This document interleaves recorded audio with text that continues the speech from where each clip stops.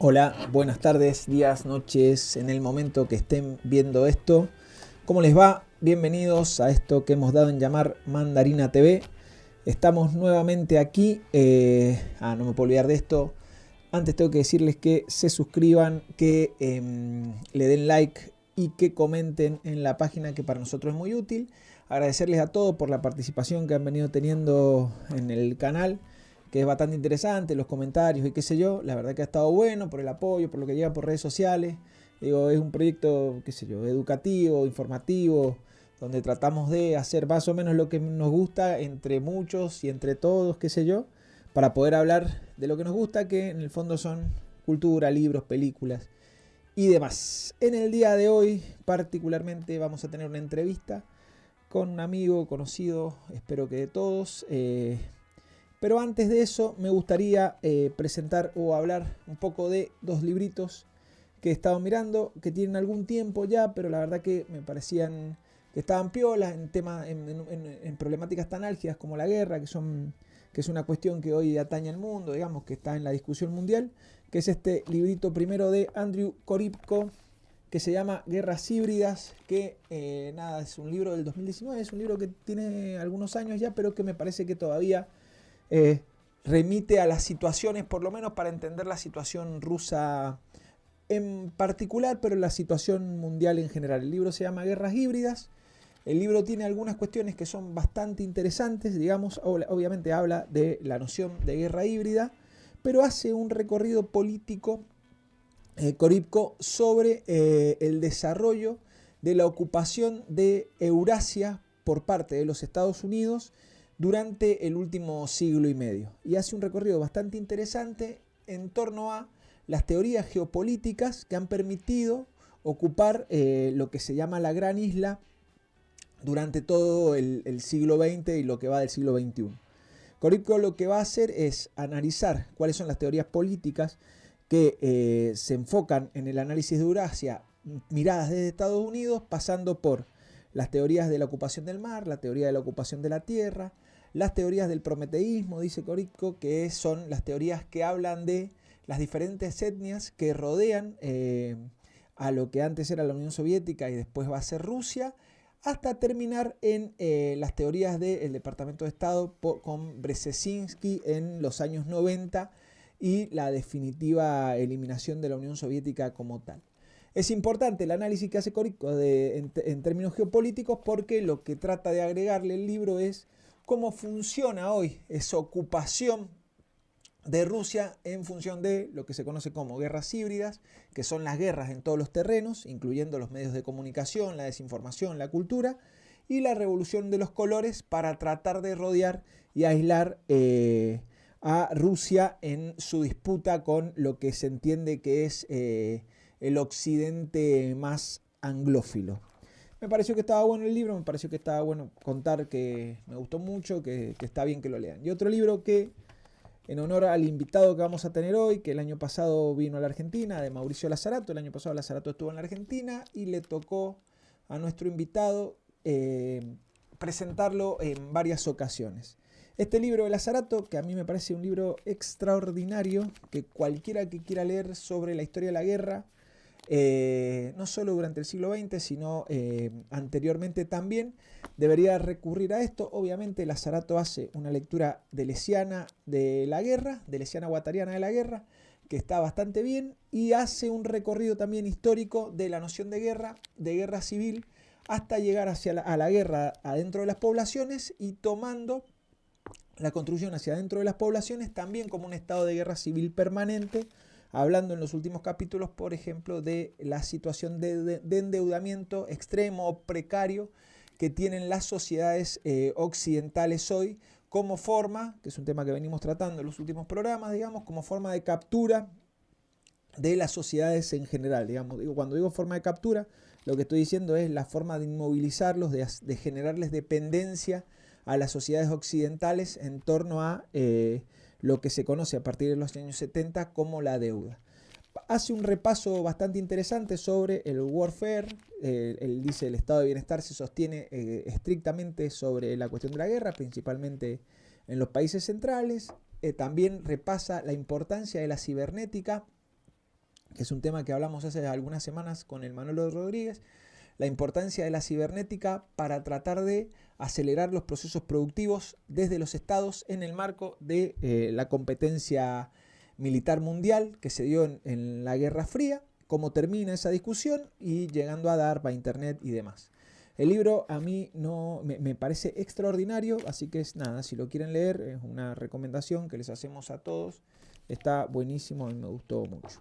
Bueno, el invitado de hoy es un amigo que tiene un blog hace bastante tiempo que se llama Filosofía a la Gorra. El invitado es Diego Singer y vamos a tratar de encarar con el Diego hoy algunos temas que tienen que ver con Lazzarato, pero también que tienen que ver con cosas que tocan los dos libros, que es la ruptura de la forma de verdad a la que veníamos acostumbrados durante el siglo XX. Así que nada, en un rato más estaremos hablando con el Diego por acá. Gracias.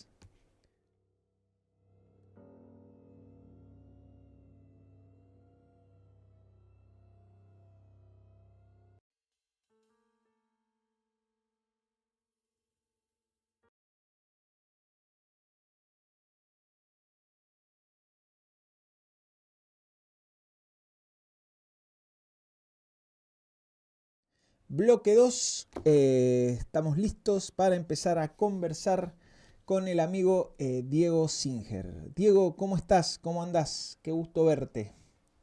¿Cómo estás, Juan? ¿Qué tal? Muy Gracias bien. por la invitación. No, a vos por acceder, la verdad que ha sido muy fácil armar esto, digamos, la verdad que te lo pedimos y inmediatamente contestaste con muchísima buena predisposición. Me alegro de ver ese fondo y poder interactuar, digamos, porque lo he visto muchísimas veces a ese fondo sin interactuar. Ahora podemos interactuar un poco. ¿Cómo estás? Bien, bien, bien. Acá en un día después de dar clases, esas cosas, Ajá, acá nuevamente en casa, en el lugar de dar clases y charlas, como decís, con este fondo claro, claro, claro. que aparece Claro, en varias ocasiones. claro, claro. Está bien. ¿Y das clases ahí? No, vas a un lugar a dar clases, digamos. Hoy en la mañana estuve dando clases en Ciudad Universitaria, Ajá, en el ciclo ajá, básico. ajá. Está muy bien, está muy bien. Está muy bien. Profesor de media, a veces sos profesor de media. En este caso es en la Universidad de Buenos Aires. Ah, la Universidad de No, Buenos Aires. sí, sí, ya no doy Ajá. clases, di clase en escuela media durante 10 años, pero ya no lo hago, ahora doy clase o sea, institucionalmente en la universidad. Tengo tu libro de discursos, me olvidé de traerlo, es verdad, lo tengo al libro de discursos de efemérides, me olvidé de traerlo.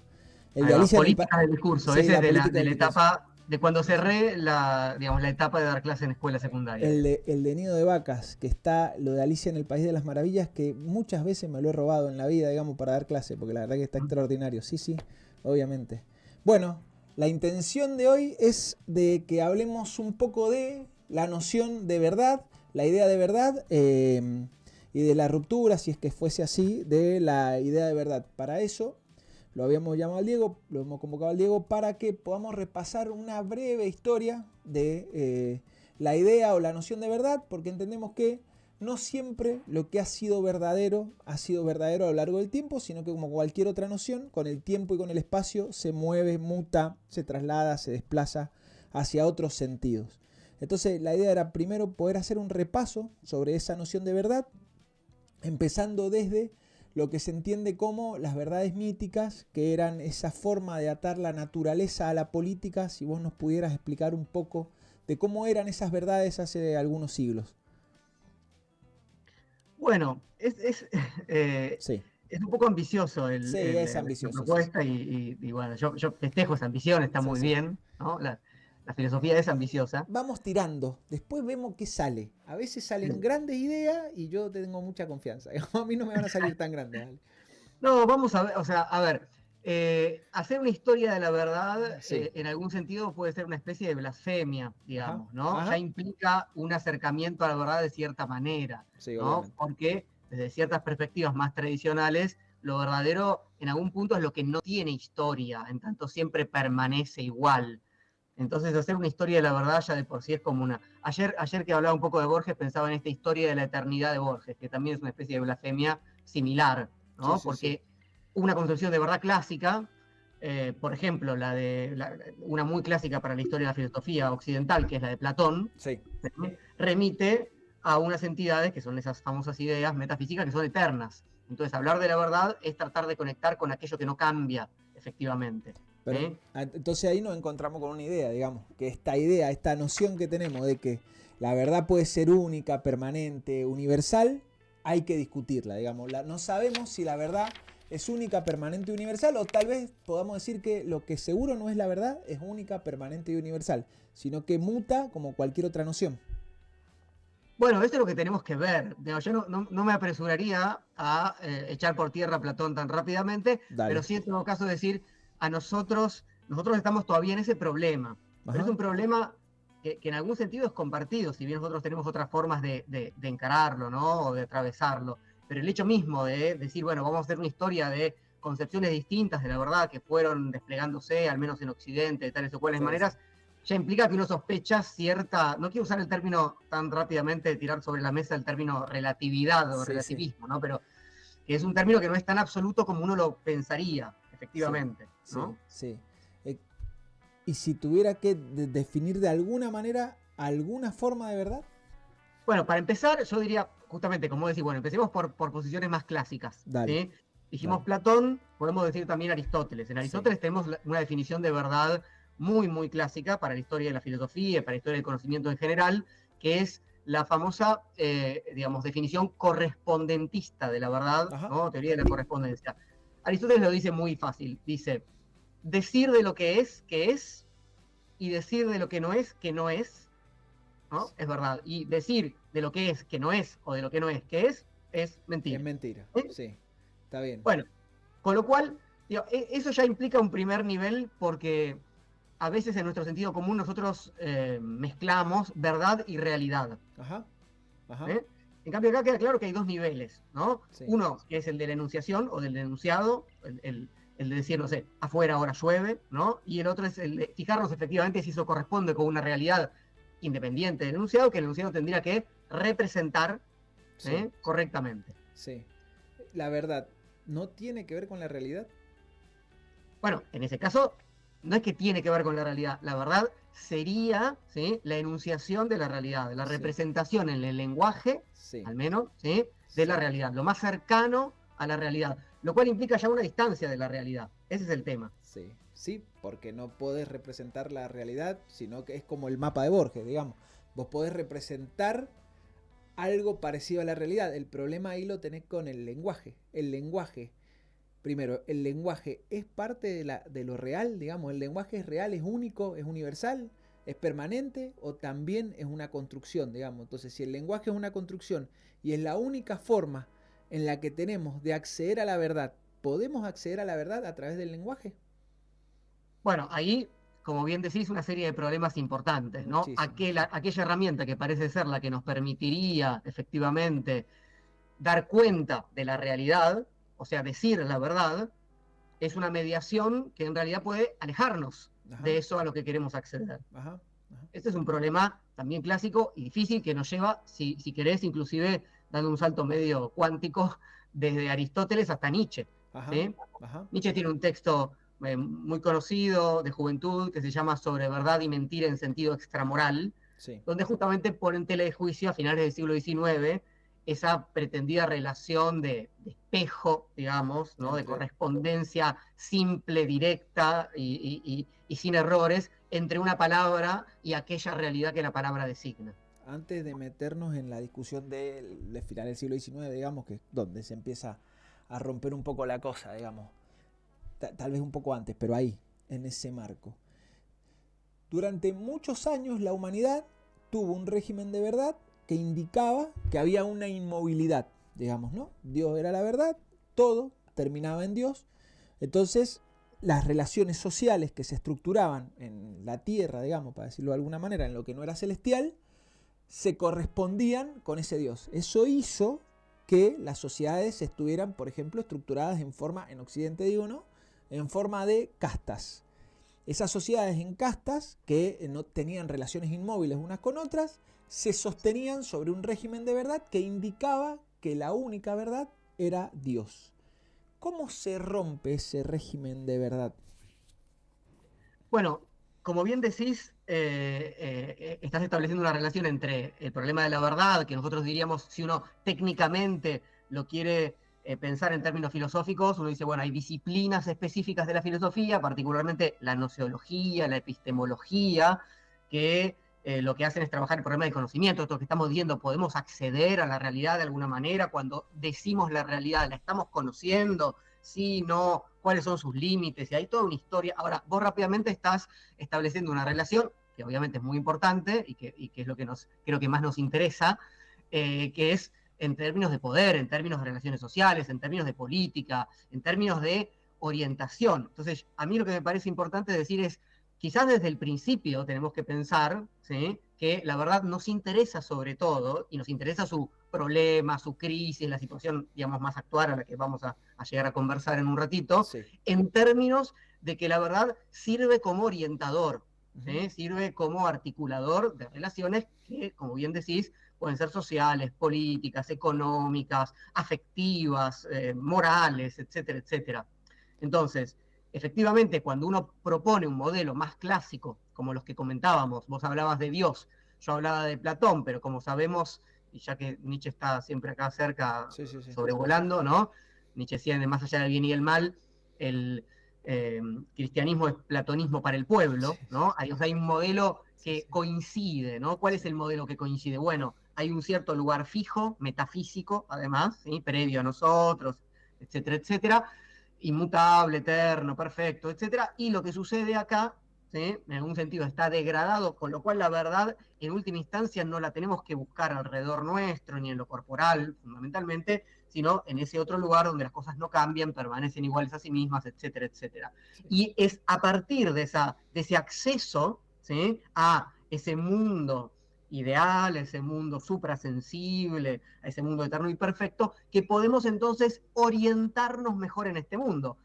Por eso, en la República, el libro más político, más directamente político, ¿no?, de Platón, es donde encontramos la famosa alegoría de la caverna, porque quien puede salir del mundo sensible y, bueno, es un poco complejo porque no es ver las ideas, pero es inteligirlas, es Sí, sí, conectar sí. con ellas, ¿no?, con el entendimiento en última instancia, es quien puede después reconocer qué actos acá son justos o no, y por lo tanto ordenar la sociedad, juzgar lo que hacemos, etcétera, etcétera. Lo que vos decís en términos, digamos, de otros ordenamientos religiosos, tiene un modelo similar. Digamos, hay una figura que es lo que podríamos llamar una figura sacerdotal. Es Sí. decir, quien tiene acceso a la verdad, ¿sí?, tiene un lugar de poder que es un diferencial respecto a, por ejemplo, esto. Es decir, bueno, en qué sentido la sociedad tiene que estar dividida en tipos de estamentos, cualitativos, etcétera, etcétera.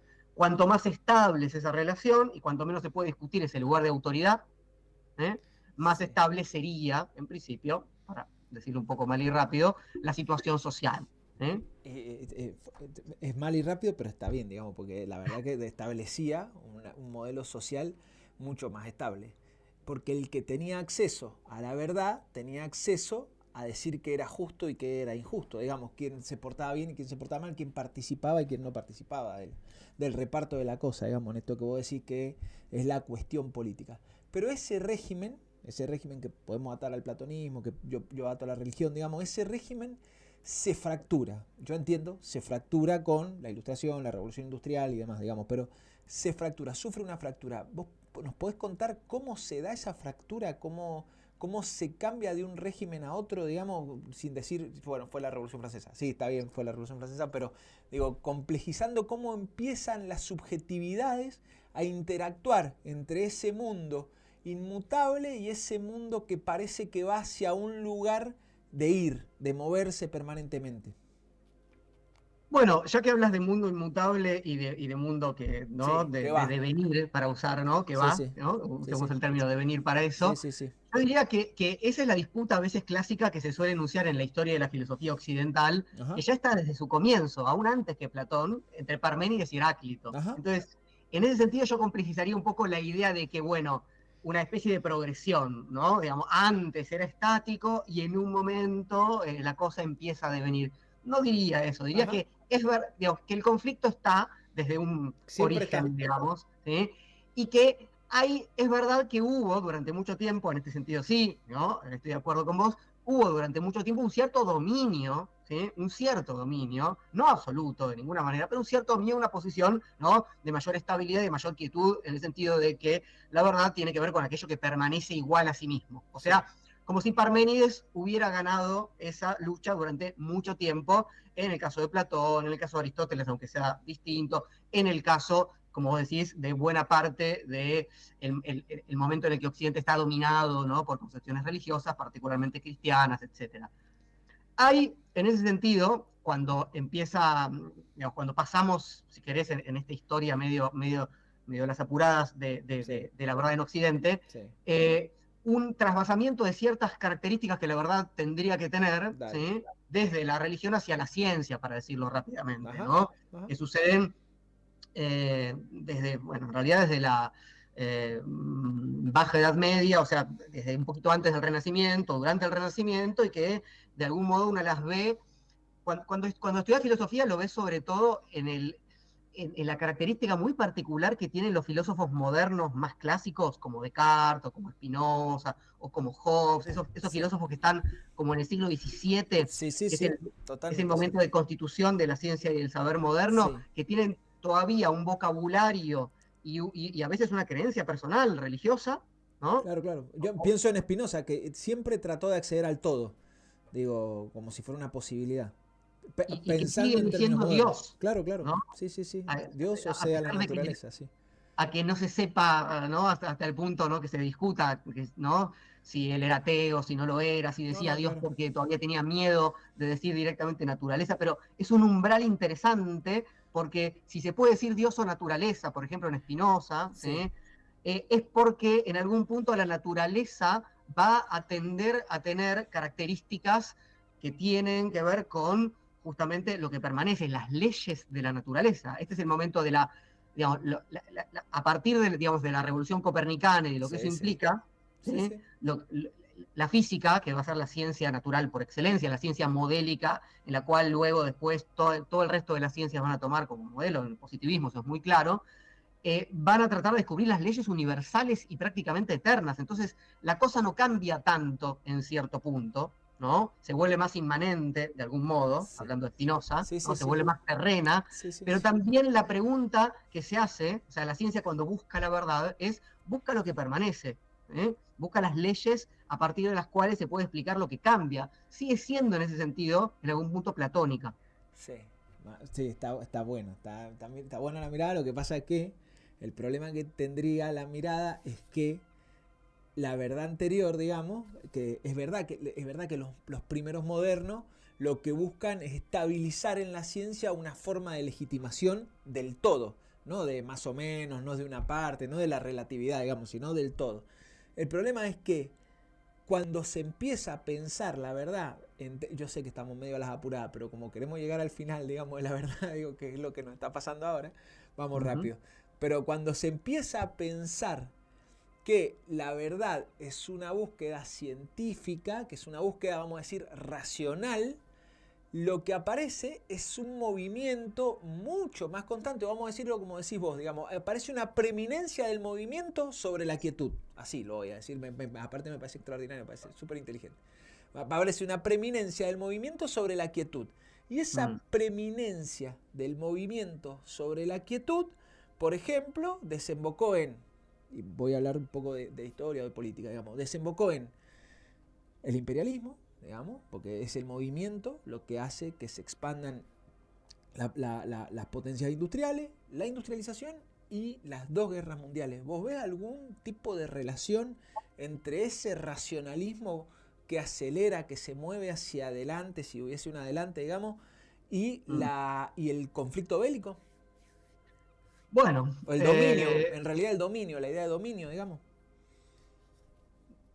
sí, no sé, Ajá. por qué sí, no, digamos, porque la idea de dominio, Sí. decíamos antes, bueno, había una idea de dominio Sí, que sí. estabilizaba ciertos dominios a partir de justamente de una serie de verdades inmutables, Sí. ¿no?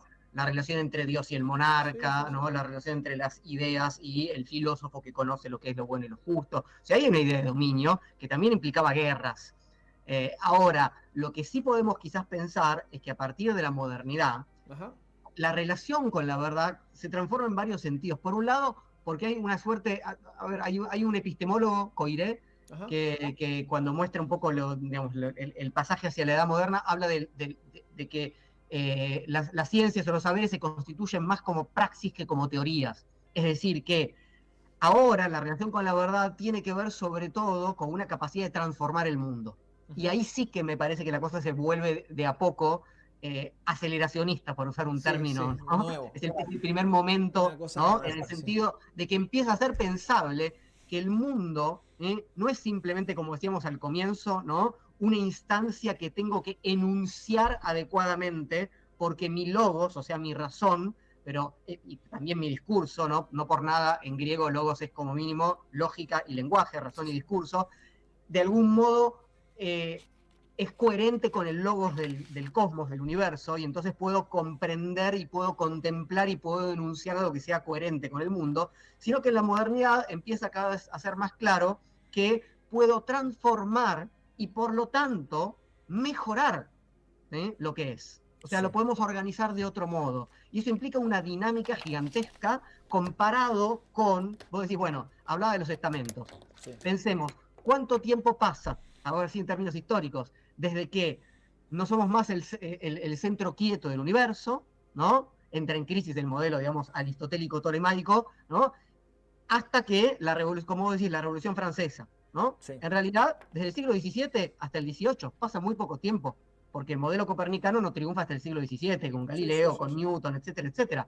Entonces, una vez que todo empieza a entrar en movimiento, que el conocimiento, o sea, que las verdades no son solamente aquellas que se descubren, sino aquellas que implican un problema práctico a resolver, ¿sí? Es decir, donde la ciencia se empieza a volver ya tecnociencia muy rápidamente y esos niveles se empiezan a indistinguir, que ahí sí que quizás puedo empezar a pensar en esto que vos enunciás, es decir, no que, digamos, que los dominios y que las guerras, o que ciertas formas de hacer las guerras y ciertas formas de dominar, ¿sí? Estén más enlazadas con ciertas formas de cambios en los modos de producción, en los modos de relaciones económicas y sociales, etcétera, etcétera. Y por lo tanto, cambios en los modos de los dominios y también de las producciones subjetivas. Sí. Bueno, abrí muchas ventanas a la vez, perdón. No, está bien, sí hay que abrir muchas ventanas porque a mí me parece que el problema que estamos teniendo, digamos, es que a mí me parece que el régimen de verdad se puede leer de forma epistémica, digamos, lo que pasa es que atraviesa absolutamente todo. A mí, por eso yo te digo lo de la guerra mundial, digamos, porque me parece que el positivismo, vamos a decir así, digamos, construyó un régimen de verdad científico, si se quiere, que puso la cosa en devenir. Pero que eso, nada, hoy está en crisis, pero sí es verdad que legitimó una forma de mundo, digamos, legitimó absolutamente una forma de mundo, hasta la primera mitad del siglo XX, digamos, y todos más o menos estábamos de acuerdo con que la ciencia ordenaba una forma de verdad.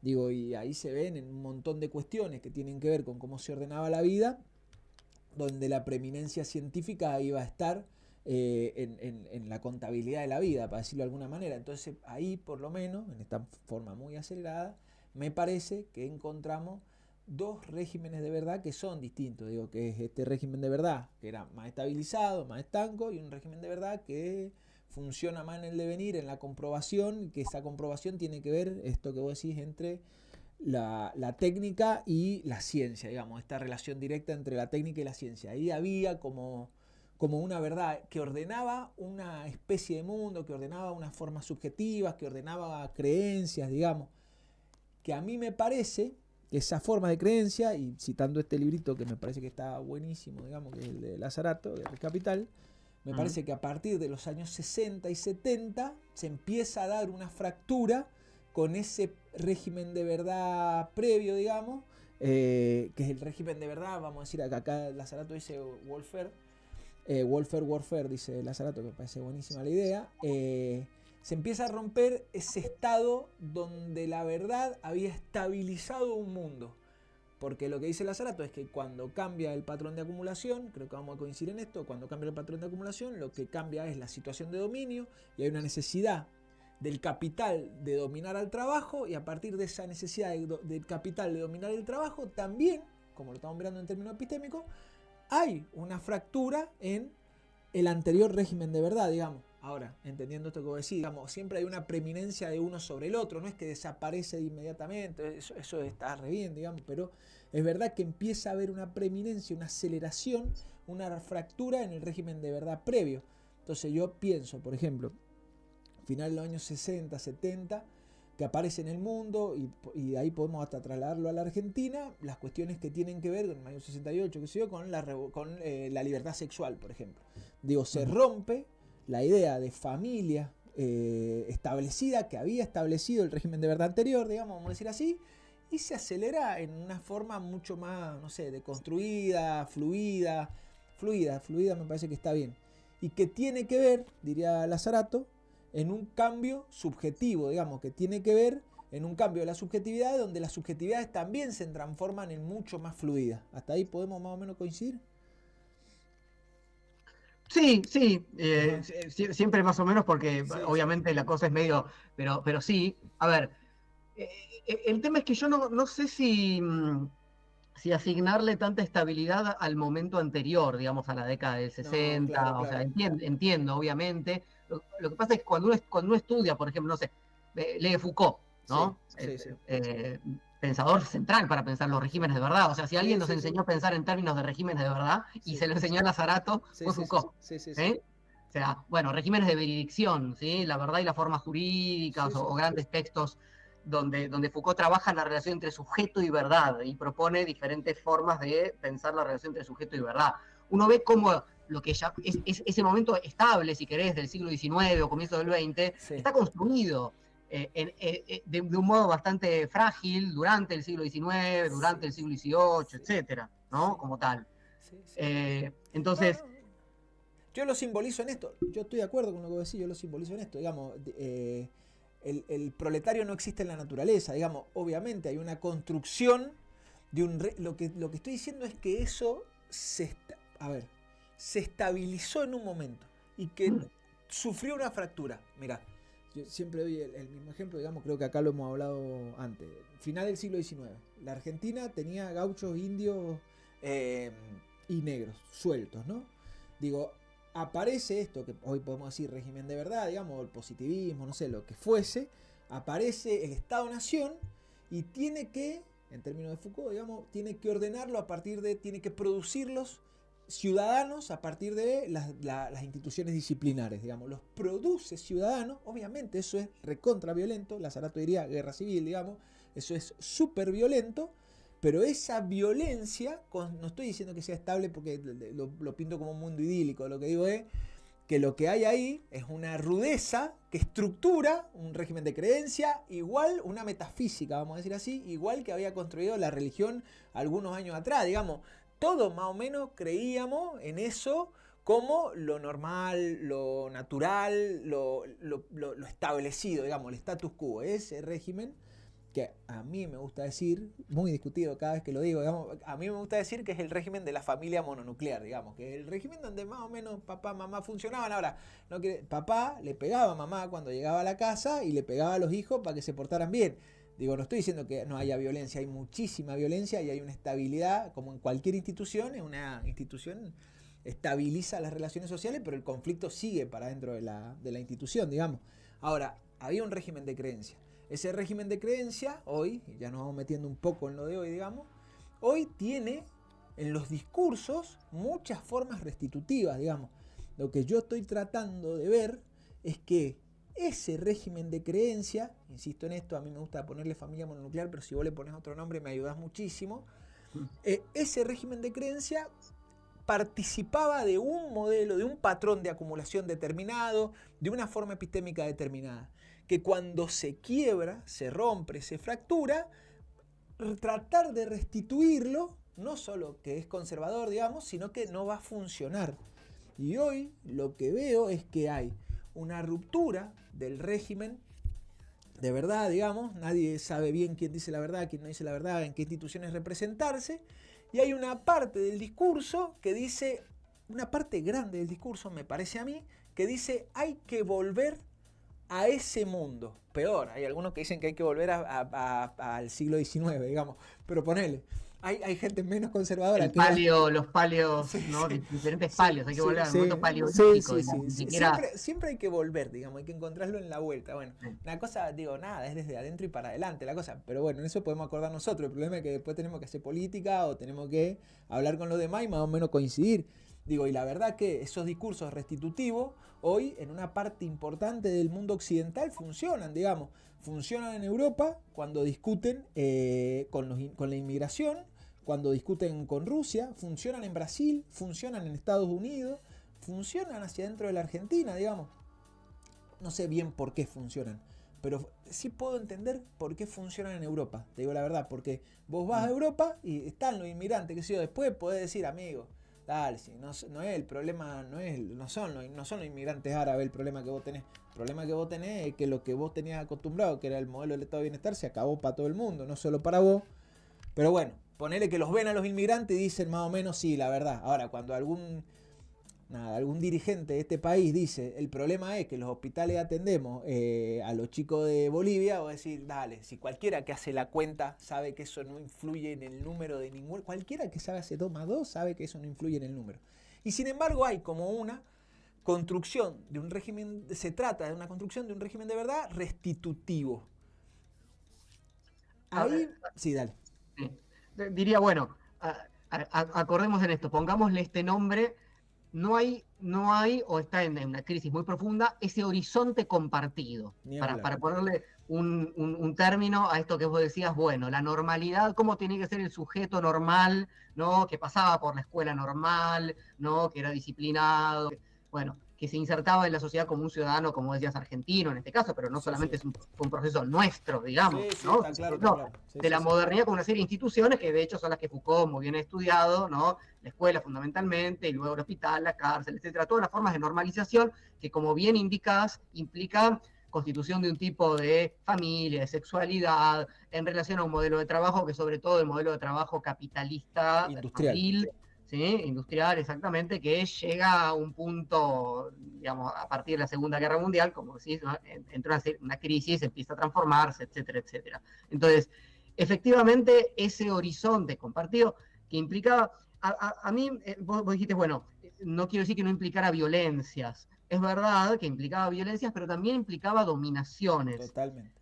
Y a mí me gusta siempre hacer la distinción, aunque no sea sencilla, entre violencias y dominaciones, porque la dominación en general estabiliza, que es un poco lo que vos decías respecto a los Las estamentos, instituciones. para poner un ejemplo muy claro. O sea, claramente estabiliza durante siglos a veces, ¿no? Formas de organización social, de relaciones económicas, políticas.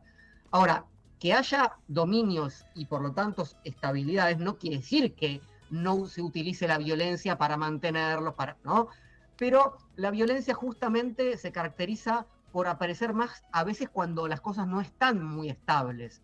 La violencia a veces es un síntoma de que faltan dominios. Digo, pienso en los momentos más violentos no sé, de la Iglesia Católica, son los momentos donde se estaban desestabilizando sus Totalmente. verdades. Sí, sí, sí. Entonces, hay que tener en cuenta eso porque, para no confundir violencias con dominaciones y no suponer que toda dominación implica una violencia o que es una especie de sinónimo, No, ¿no? está claro, digamos. De hecho, siempre se trata de dominar la potencia, digamos.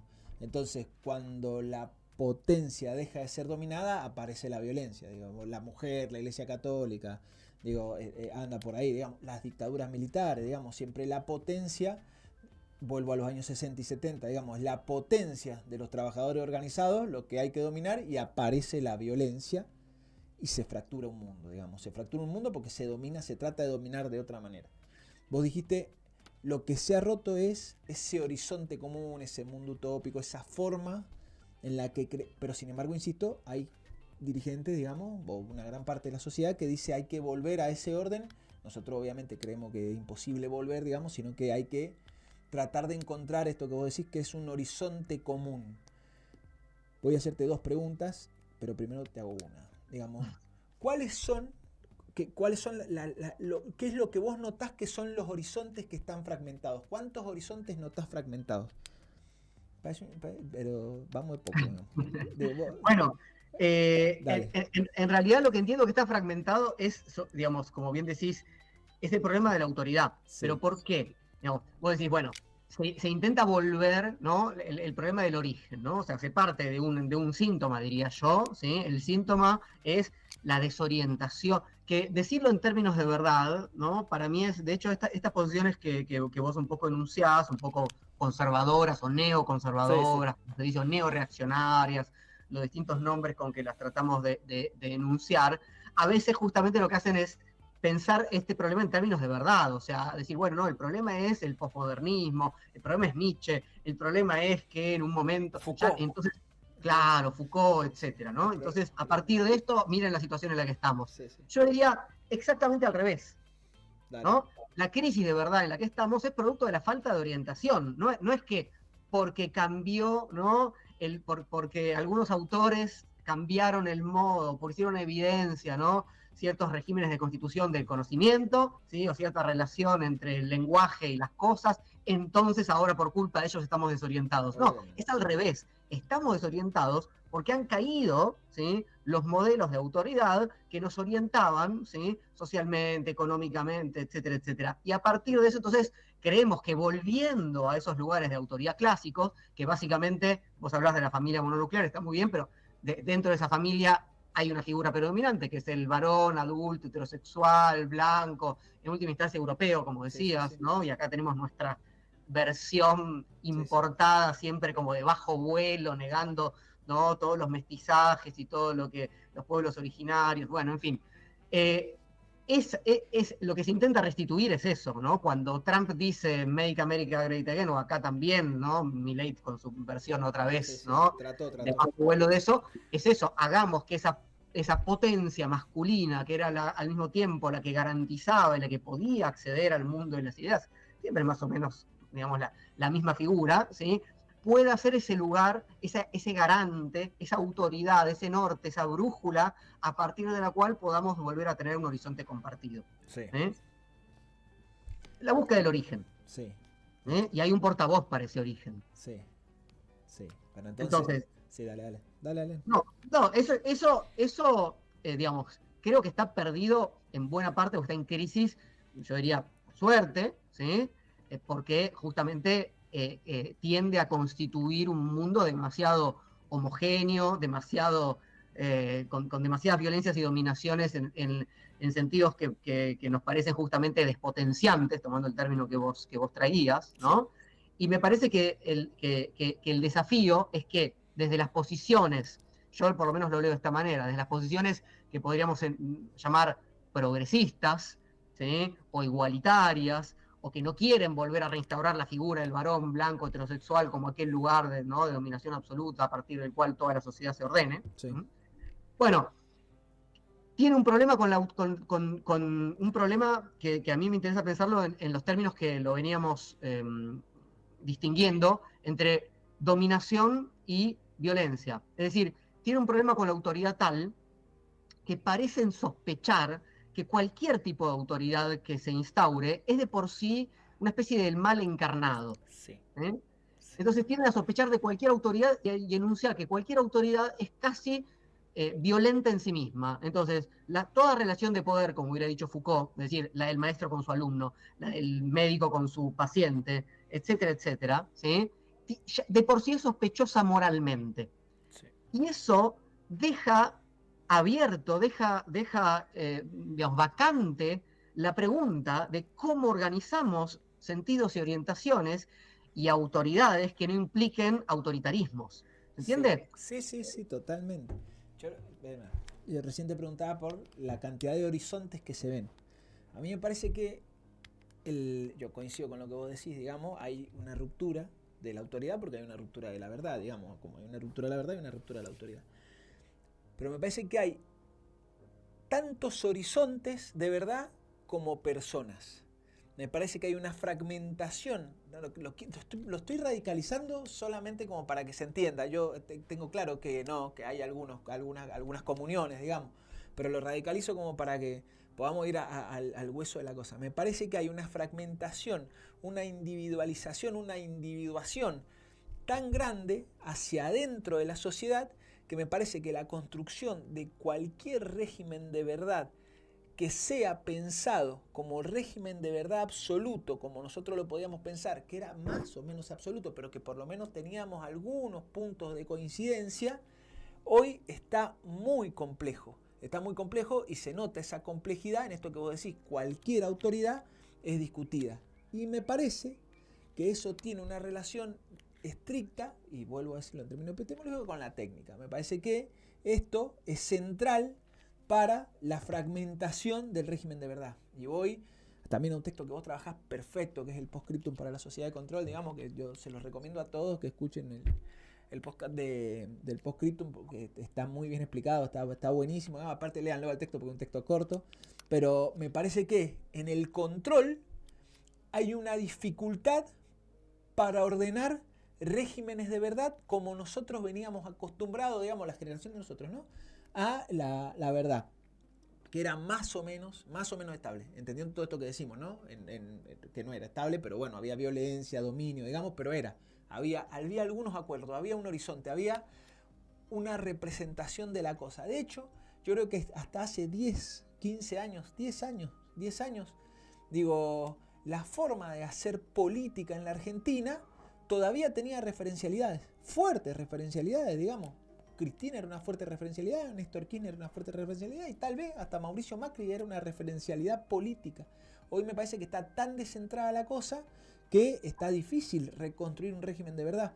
Y me parece que el gobierno de lo que viene, que es lo que estamos viviendo, solo es una pregunta, no estoy hipotetizando, tiene que ver con gobernar el caos. El que tenga mayor capacidad de gobernar lo caótico, no como nosotros entendemos lo caótico, siempre se gobierna el caos, yo ya lo tengo claro eso, digamos, siempre lo que se gobierna es el caos, digamos, siempre lo que se gobierna es el estado de excepción. Pero creo que al estado de excepción nosotros veníamos más o menos acostumbrados y a la forma de gobernar el estado de excepción veníamos más o menos acostumbrados y que esto nos pone en un estado de excepción distinto, en un caos distinto y que la forma de gobernar este caos es distinta a las formas políticas que nosotros creemos que se puede gobernar.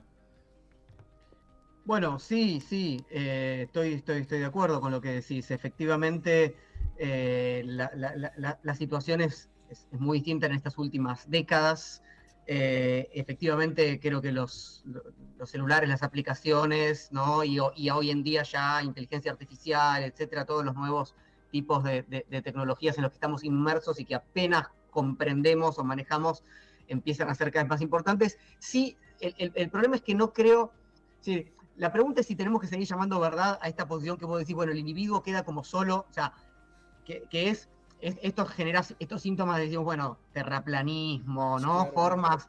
Es decir, ¿por qué le voy a creer al científico si ya no le creo al médico, ya no le creo al profesor, ya no le creo al político, ya no le creo a nadie? Entonces, bueno, quede en mí el criterio, ¿sí? No hay ninguna otra, cualquiera en realidad me doy cuenta de que me engañan, de que ejercen dominio sobre mí, de que no tengo más en qué confiar que en mí mismo. Yo pensaba, justamente a finales del siglo XIX hemos aprendido esta figura, de hecho Foucault trabaja, los maestros de la sospecha, Marx, Nietzsche y Freud, donde se sospecha justamente de ¿qué? De la conciencia. ¿Sí? Se sospecha de ese enunciado que parece el más transparente y el más evidente. Y ahora estamos en un momento absolutamente contrario, es decir, sospechamos de todas las autoridades, ¿sí?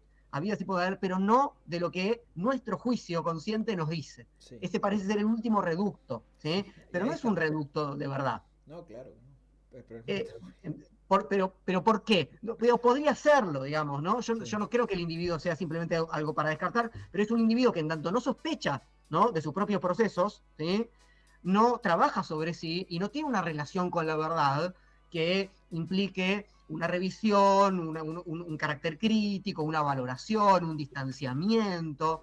Entonces, no sé si eso, no sé si hay que suponer este modelo, digamos, antes había una especie de verdad totalizante o que tendía a, ¿no? Tenía una tendencia a ocupar hegemónicamente, ¿no? Para no hablar de totalidad, es un horizonte, y ahora se fragmentó y se volvió individual.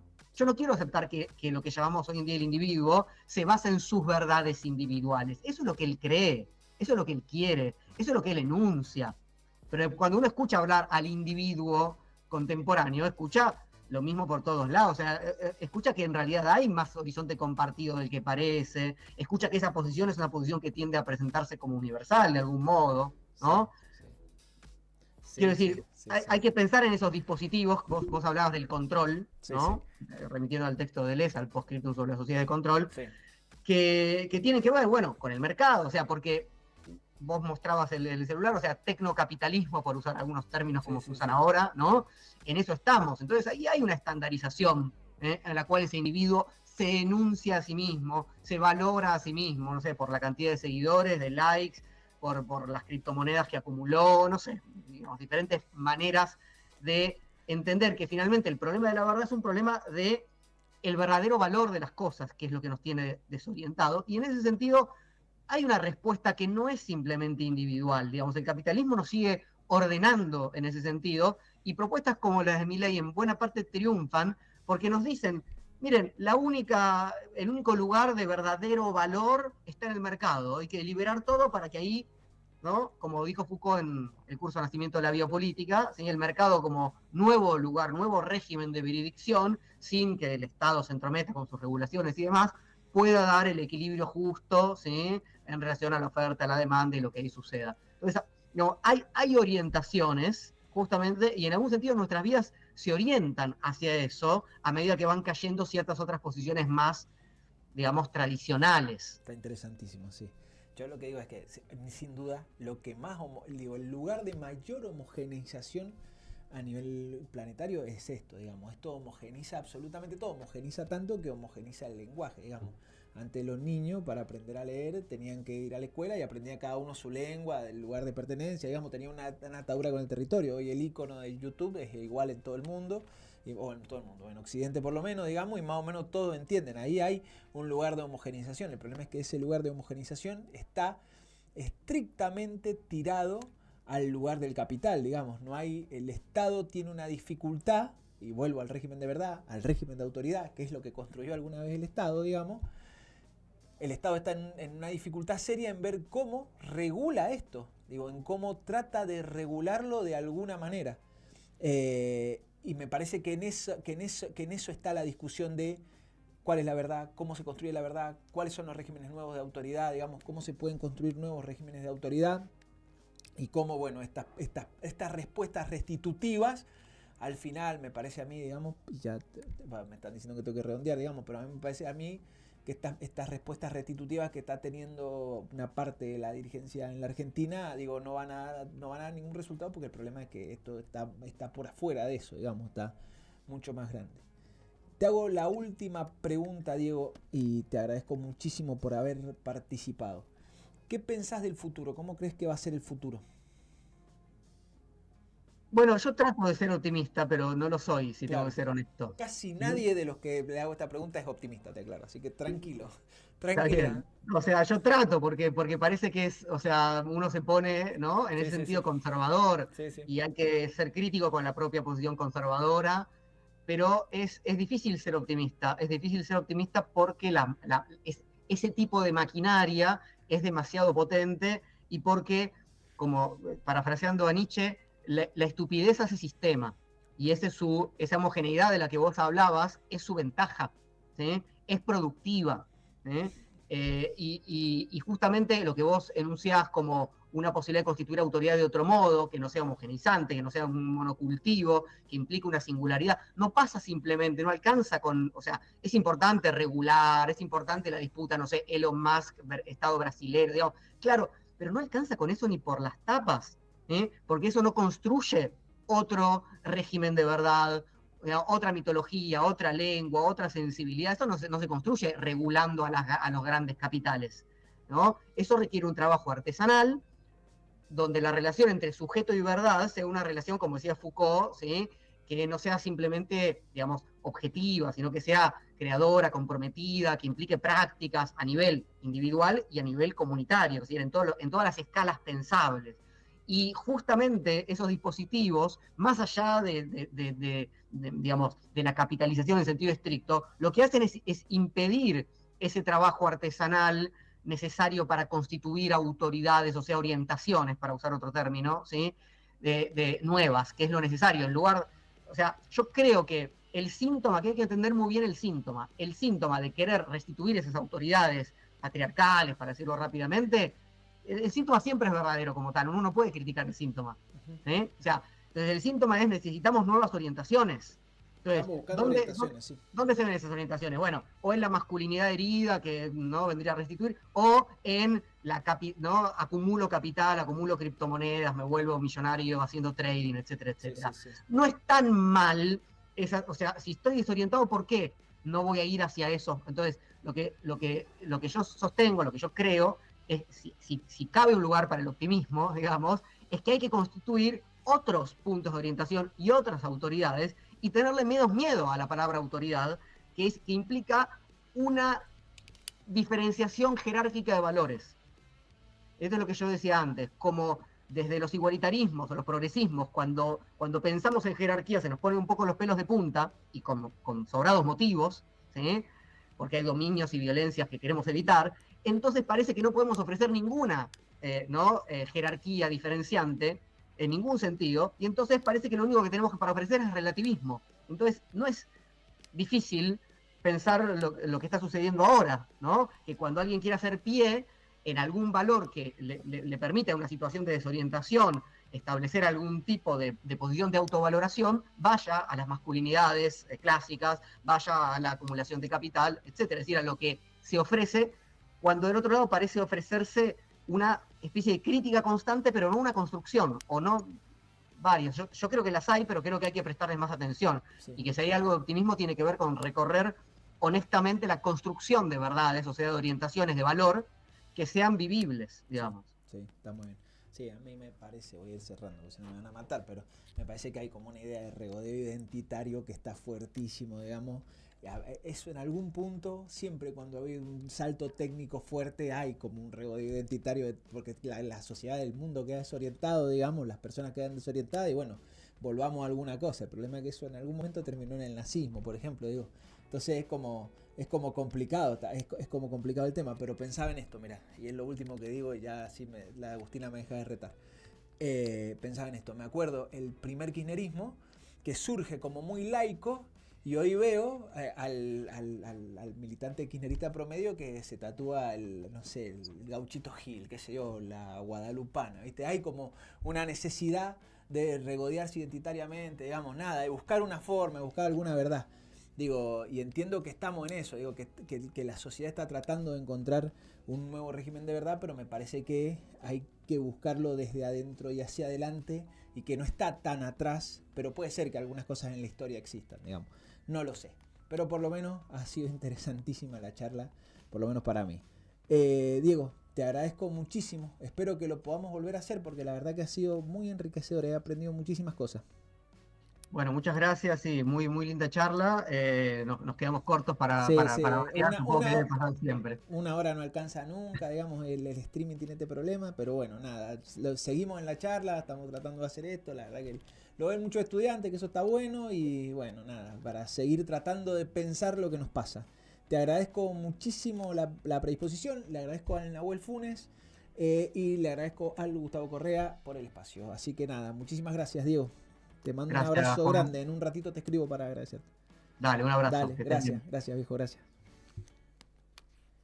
Bueno, nada, qué sé yo, buenísimo, no sé. Me divertí muchísimo, me entretuve muchísimo, estuvo bastante bien. Me han quedado muchísimas cosas para seguir charlando. Seguramente van a seguir saliendo algunas conversaciones en torno a lo que hemos hablado hoy en los videos que sigan.